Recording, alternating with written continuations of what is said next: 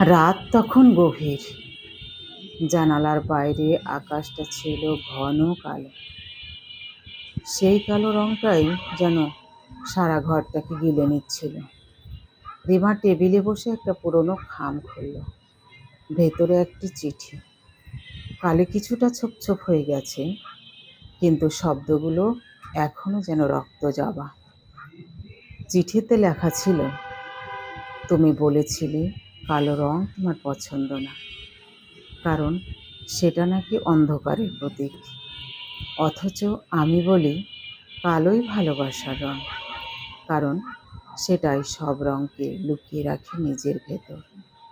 যেমন আমি লুকিয়ে রাখি আমার সব অনুভূতি তোমার জন্য। চিঠিটা লিখেছিল অর্ণব 5 বছর আগে। সেই অর্ণব যে রিমার জীবনে আলো হয়ে এসেছিল, অথচ এক দুর্ঘটনায় চিরতরে অন্ধকারে মিলিয়ে গেছে। রিমা চিঠিটা বুকে চেপে রাখল। চোখে বেয়ে এলো নোনা জলের ধারা। বাইরে হঠাৎ মেঘের ফাঁক দিয়ে চাঁদের আলো ঝলমল করল, কিন্তু রিমার কাছে সবকিছু তখনও কালো।